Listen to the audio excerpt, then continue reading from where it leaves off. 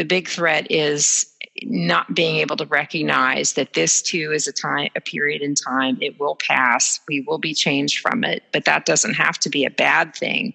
We should stop focusing on what we have lost or what we can't control and start focusing on the good that's coming out of this. I'm Jeff Cobb. I'm Celisa Steele, and this is the Leading Learning Podcast. Welcome to episode 255 of the Leading Learning Podcast, which features a conversation with Tracey Steiner. This is the fourth episode in a 7-part series on the learning business in disruptive times. Tracey Steiner is the Senior Vice President for Education and Training at NRECA, the National Rural Electric Cooperative Association, a trade association based in Arlington, Virginia. Jeff spoke with Tracey in September 2020.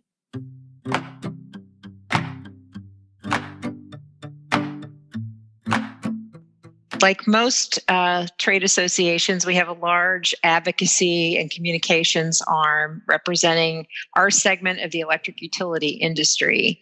My role in education and training is to provide professional development opportunities for our member cooperatives, both their staff and their board of directors. So all total, we're talking about a little over 70,000 co-op employees and roughly 7,200 electric cooperative board members. Now, because they're cooperatives, these board members are elected from the consumers that buy electricity from those co-ops. So they tend to be lay people. That is, they're not industry rich in knowledge. They come in having other expertise and community involvement. And so a big part of our education program was based in training those directors for the role of running a multi-million-dollar electric co-op. And our electric cooperative staff learning programs run the gamut from conferences to in-person and online training programs. Some of those are cohort-based and long-term. Others are approaching micro-learning in terms of more just-in-time learning programs, predominantly web conferences at this point. And now we're about to talk about the times that we're in right now, which obviously very turbulent times. But I imagine even before a global pandemic came along, that there was an awful lot changing in the world of electricity, delivery of electricity. Is that true? And, how is that playing out in NRECA's world? Yeah, Steph, it's absolutely true. While I think electric utilities are not maybe the first industry that you think of as going through transformational change. After all, if you look out your window, you probably still see wood poles with wires on them, and that technology's been around for about 100 years. But increasingly, our cooperative members are embracing a wide range of different types of technology to automate and get greater real-time intelligence about the functioning of the electric grid. And that's been a multi-year effort. We're also seeing the proliferation of renewable energy resources, and they put different demands on the system and require different technologies and different skill sets of the staff to manage an increasingly variable energy resource. And by variable, meaning the sun doesn't always shine and the wind doesn't always blow. And unlike other things, energy is not something right now that can be cost effectively stored. So there's a lot of real-time reaction that's required in managing that system. And we're getting more intelligence because of sensing devices and other technology that's being built out on the grid. So from a technology standpoint, a lot of change. We're also seeing a generational turnover within our electric cooperative co-ops in both the staff level and board level. These are folks coming in with different ideas, different expectations, different work styles. And lastly, we're also seeing just members want to interact with their co-op in different ways. They want ease of use, they want convenience, they want choice and options, and they're used to being able to do most things on their phone. So they're trying to take that Amazon type of experience and expect it from their electric utility company. So those are some of the kind of foundational changes that our members have been wrestling with. And along with that comes a need for new skills and new capabilities, both on their boards and on their staff. And that's where hopefully we come in. Well, that's a lot of change, and as you noted, on the co-ops themselves, the volunteers there, mostly lay people, they're having to deal with all of this, and I guess learn a lot very, very quickly. So now, you and I are talking as part of a series that we're doing now on the learning business in disruptive times, and so when you think about what we're living and working through right now, what comes to mind for you? What are the kinds of disruption that you're experiencing right now? I would say our biggest disruption from our perspective as a learning business is that while we've been dabbling in online learning for many years, it still only made up a very small portion of our entire portfolio. I would say if I looked across the numbers, maybe 15% of our business was actually being an online learning provider, and the other 85% was in-person training programs and events like large conferences. We haven't had a large conference since the second week of March, and we barely finished that up before things really started to get crazy. And so we've had to make some very major pivots in terms of our skill set on our team and what we spend our time doing to deliver online learning opportunities for our members during this time. So that's probably been the most direct, challenge to us. And at the same time, I think we're also trying to be mindful of the disruption that our members are facing. A lot of people that are out of work, so they're seeing higher delinquencies in paying their electric bills. They too are struggling to adapt their operations to more contactless and remote and mobile activities for members to establish service, to pay their bills, to dispute a bill, and so forth, report an outage. So we're trying to be cognizant of the fact that they have a lot going on too, and therefore anything that we offer them online, we want it to be easy. We are trying to make it as affordable as possible and convenient in terms of timing.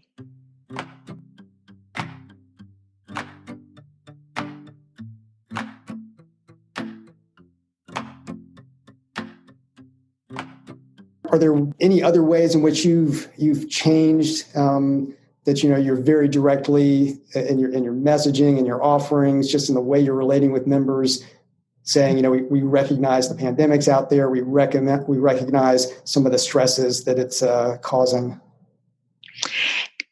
Yeah, one of the things we're hearing loudly and clearly is that our members really miss getting together with one another. That peer networking is just so important. And, you don't always find that in a trade association, because in many trade associations, the member companies are competitors of one another. So sharing at the level that we see is somewhat of an anomaly.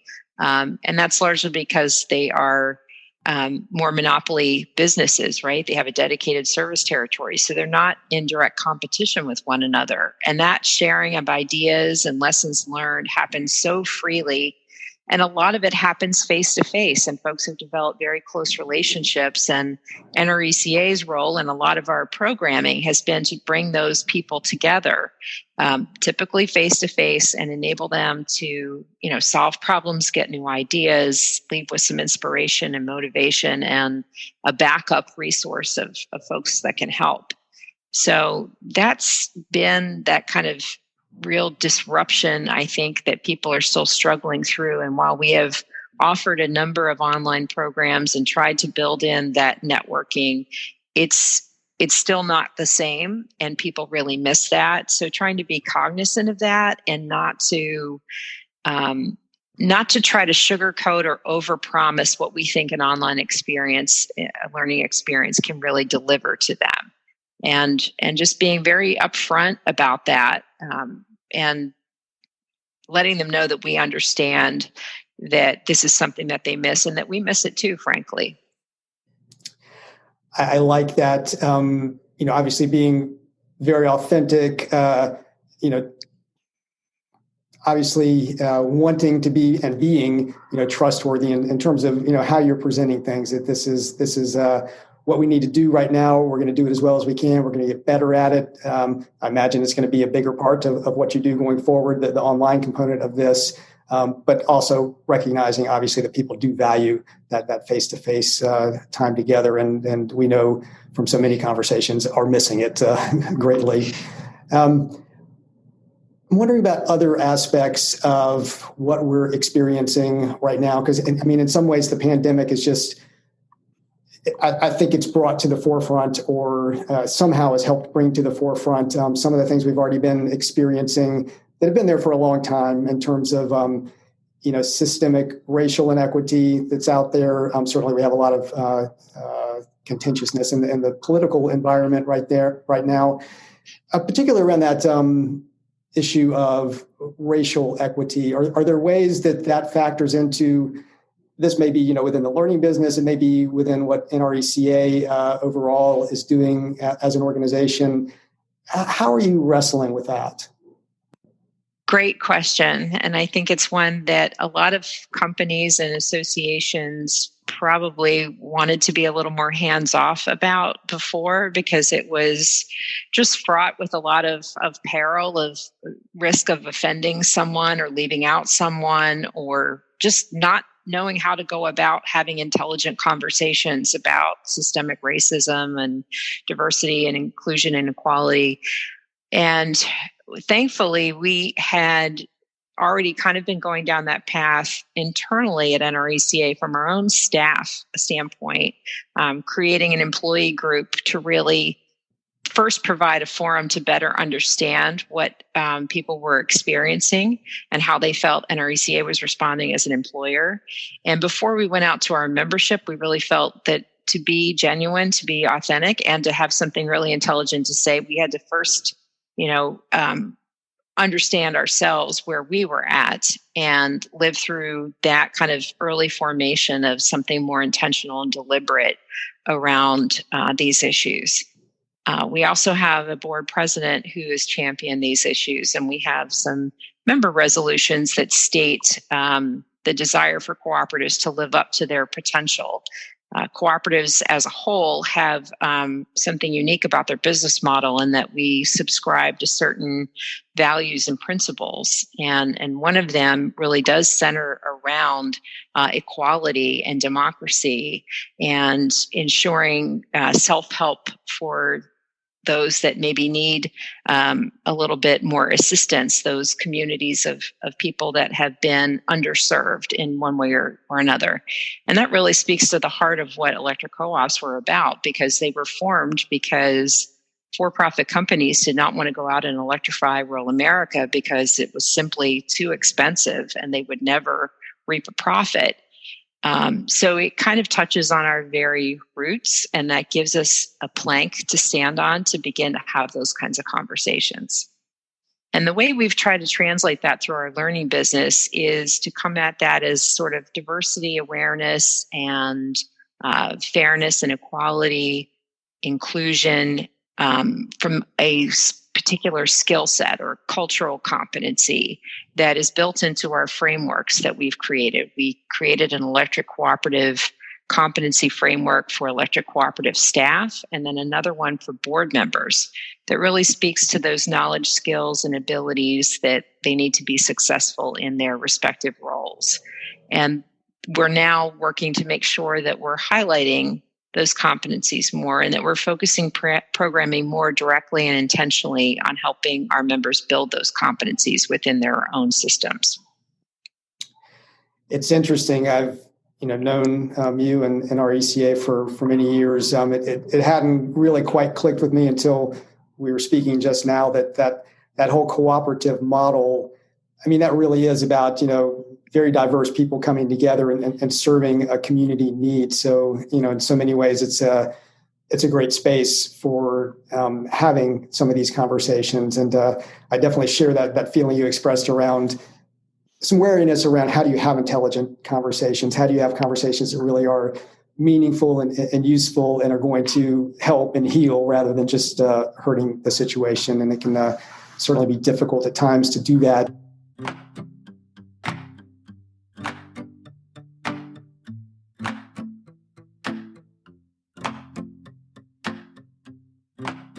A lot of times, organizations don't necessarily want to touch politics so much. And this is definitely not, Republican, Democrat, getting into the specifics of the race. But it feels like a very unstable environment out there right now. Nobody knows which way things are going to fall in the fall. How does that impact, your organization overall, and how you're thinking about the coming months and the coming year unfold? Right. Well, I think, again, like many associations, we probably have members that span the political spectrum from very conservative to very liberal and progressive. There are R's, there are D's, there are I's, and everything else.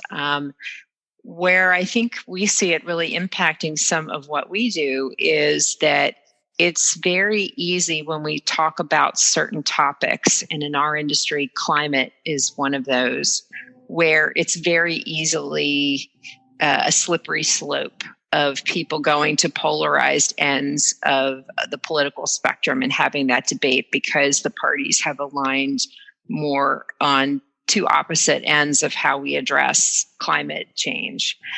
So that's sometimes difficult challenge for us, is that some of the most pressing issues in our industry are ones that have been politicized. And how do we help our members in terms of our role as a convener of leaders within our industry who want to get together and talk through tough issues and share ideas?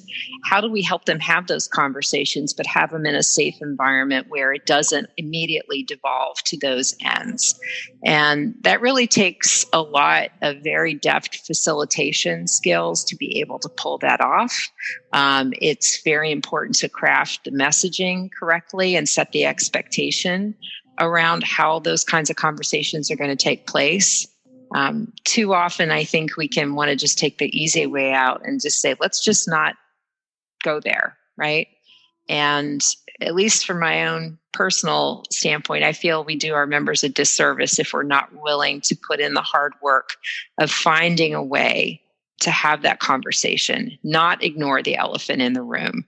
And when you have help to create and cultivate an expectation among your membership that your organization is where we can go and agree to disagree, but have constructive and productive conversations about tough issues, that's where I think there's a lot of value to be unleashed. And I'm hoping that we continue to be on that path of willing to take on those subjects. And certainly, given where we are in the election cycle, that is going to be even more difficult to do. But I see it as one that's really necessary if we want to help fulfill our mission, which is to help move our cooperatives forward and help them be successful in the future. I think that is so important, what you just hit on about, and so valuable to be able to provide the spaces where those conversations can happen and to be able to facilitate those types of conversations well. And, obviously that just plays out in general in interactions with and among members.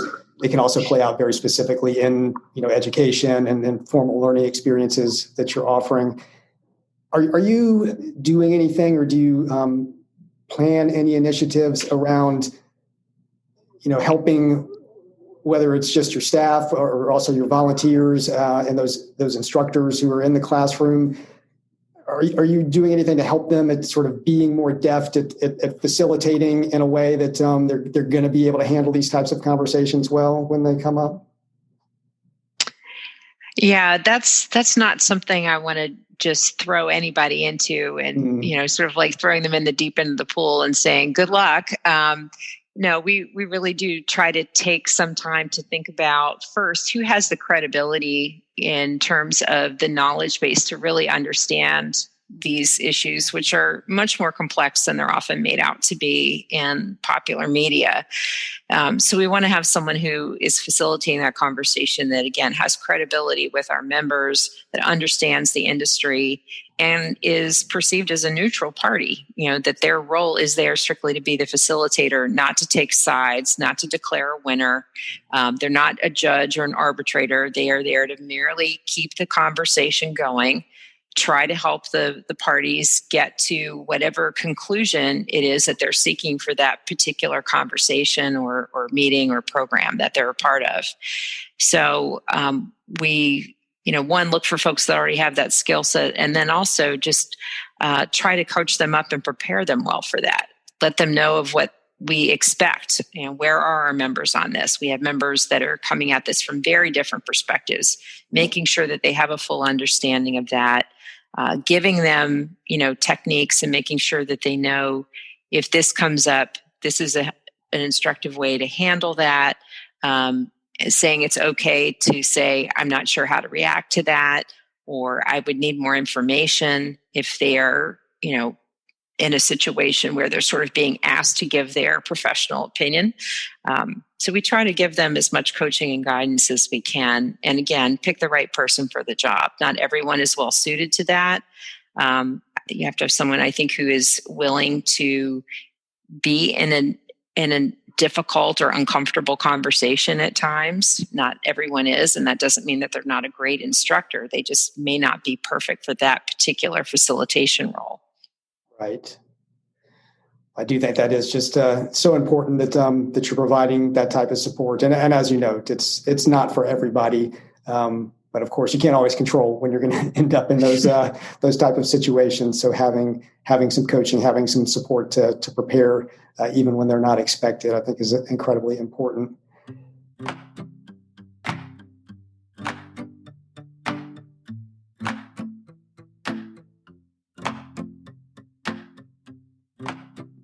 The times we're in right now, I think obviously can be daunting. And I'm wondering what you see as some of the potential threats right now, particularly for organizations that are in the learning business. What worries you most as we're heading forward? So threats are what worries me most moving forward out of this time. And I do think it is important for us to remember that while this feels like it's been going on forever and that it's not going to resolve anytime soon, it is something that we will get past and we will have a new normal. So I think the threat that I see most is people who misjudge and think we're somehow going to go back to the way things were before. And that they're just sort of riding this out and everything will be fine and we'll be back to what we used to know. And I think that is a real risk for someone to take that view. There are going to be ways that we're changed fundamentally as a society, as well as learning businesses in responding to COVID and what comes after. So keeping an open mind and recognizing that some of the strategies we're employing right now to kind of get us through this may or may not last. And I think that's going to be the real imperative, is to try to see beyond this. And I can see some folks really have a hard time with that. That is, it's hard for them to see past the immediate situation and think to what is our next normal that we want to create. So instead of waiting and reacting to whatever state they find themselves in, say a year or 18 months from now.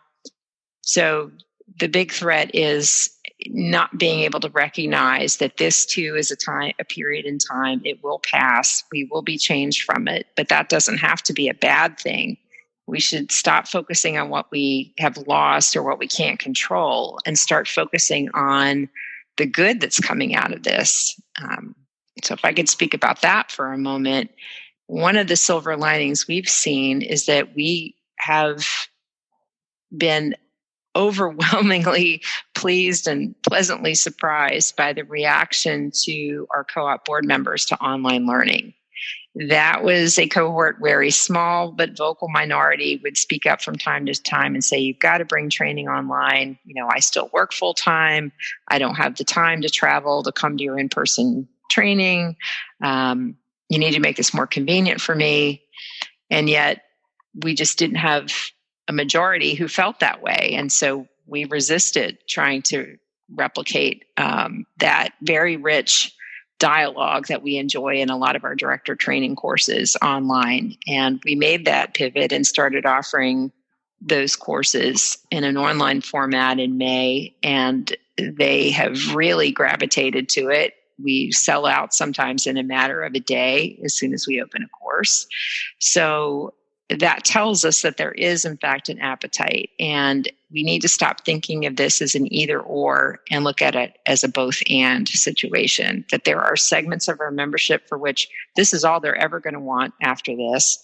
And there's another, I still think, majority segment that is going to say, I can't wait to get back in the classroom, but sometimes online is good enough for me. And we have to be flexible enough to be able to deliver our programming, our content across different channels and in different formats to satisfy those different member segments. And so do you feel like that's going to be a lasting change, that that e-learning is going to be a much bigger percentage of your portfolio going forward? Absolutely. And we do know that there is a fairly significant portion of our membership that they are just very, very small companies. They just don't have the luxury of being able to allow someone to travel out of state for 4 or 5 days to go take a training program. When you've only got maybe 15 employees, 20 employees, that's just not realistic. And we've known that, and yet we've not been able to figure out how to do something to serve that part of our membership.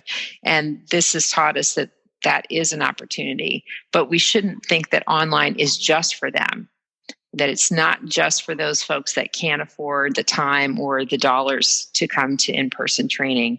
We're also seeing that there's a large appetite within our more moderate and heavy users as well. They like having choice. They like having the opportunity to do it this way or that way. What works for them at one point may not be as convenient another. So if we can provide those options, that is really going to be important. And that is, I think, a lasting change. And the challenge there will be, how do we staff our organization to be able to meet that demand when at this point it's somewhat unknown? And I've been really pleasantly surprised by the adaptability of my team to learn new skills and to get outside their comfort zones, because predominantly they've been focused on in-person events and in-person training. And they've really jumped on this bandwagon. They've risen to the challenge. They've learned a lot through the process. And I think, it's going to be, how do they balance what they probably really loved to do before and were really great at, and now they've got some new skills, and finding the right balance for them to play to what their real strengths are, yet also align those with what our members are asking for, is going to be my challenge.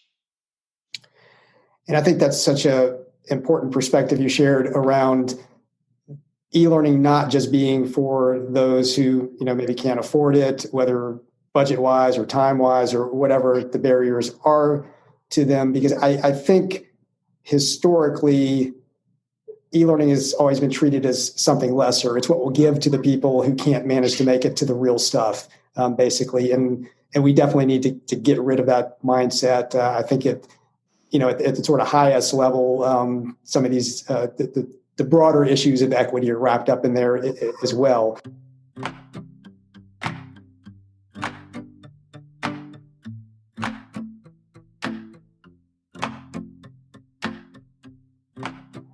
Now, I wonder, e-learning, probably a lasting change. What other changes do you think will be lasting out of what we're experiencing right now, whether they're good or bad changes?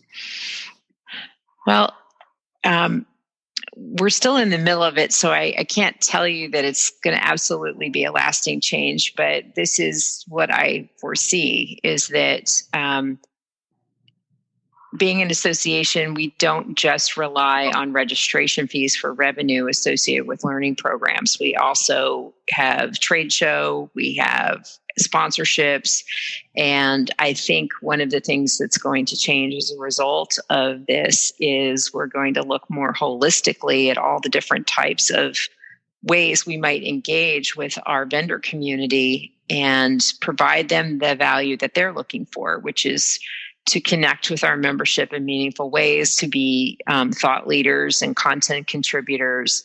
And instead of doing that very piecemeal and event by event, I think we're going to be looking more broadly at how do we really kind of put together packages or bundles of benefits that meet their needs as well as ours, and help us, maybe be able to provide more than what we could with just our own resources, or maybe at a more affordable price point that's more attractive to our members than we could otherwise. So I think it's really going to help upend our whole approach to sponsorships and trade show involvement from those vendor companies, and really invite, hopefully, a deeper and more strategic partnership with those key vendors.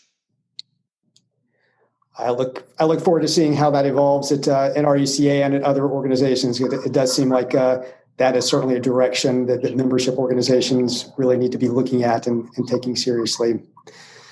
Now, you're someone, as I mentioned earlier, that I've known for a good while now, have a great deal of respect for how you lead your team there, how you lead learning there at NRECA.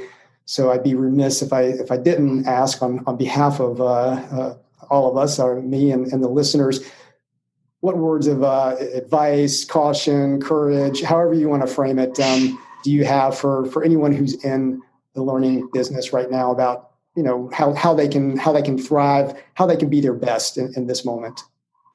Well, I don't know if it's a highly original set of advice, but I think just first acknowledging to yourself that this is a trying time. It is wearing, and it's particularly wearing as a leader when people are turning to you for answers and clarity in what is a very uncertain time. So I would just say, first just take a step back and recognize that in yourself, and don't be afraid to share that with your team, to acknowledge that you, like them, are feeling unsettled, that you don't have all the answers, but you're going to help them find the answers that they need to do their best work. And keeping your mind focused on what your true goals and purpose and mission are, and not so much on the day-to-day disruption about how you achieve that mission. Because I think what we've all learned, and we just need to celebrate when we do have those small wins or maybe big wins, is that there are multiple ways to achieve our goals and objectives, and we are going to find them, some very intentionally and others by happenstance, and that's okay. It's what can we pick up and take with us that helps set us up for success moving forward.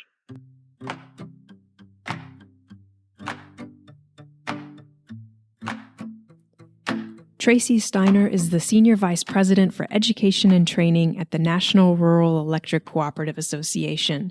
You can find out more about NRECA's membership and industry at electric.coop. For more on what NRECA is doing to serve its members, particularly from an education standpoint, go to cooperative.com, NRECA's primary member-facing web presence. At cooperative.com, you can access information before the firewall on what they offer to members around director training, cooperative staff training, conferences, meetings, and more. NRECA also focuses on helping its members navigate the educational offerings and think holistically about how they develop the knowledge and skills of their team. The help NRECA has put in place includes competency frameworks and a set of short articles called Tracey's Takeaways. Tracey writes some, and she's also invited colleagues in to contribute to Tracey's Takeaways, offering snippets on learning and development, organizational culture, leadership, and more. You can find links to NRECA's websites, NRECA's competency frameworks, and Tracey's Takeaways in the show notes at leadinglearning.com/episode 255, along with a transcript of my conversation with Tracey. At leadinglearning.com/episode 255, you'll also see options for subscribing to the podcast. To make sure you don't miss the remaining episodes in this series, we encourage you to subscribe, and subscribing helps us get some data on the impact of the podcast. And we'd be grateful if you would take a minute to rate us on Apple Podcasts. So Lisa and I personally appreciate it, and reviews and ratings help the podcast show up when people search for content on leading a learning business. Go to leadinglearning.com/Apple to leave a review and rating. Lastly, please spread the word about Leading Learning. In the show notes at leadinglearning.com/episode 255, there are links to us on Twitter, LinkedIn, and Facebook. Thanks again, and see you next time on the Leading Learning Podcast.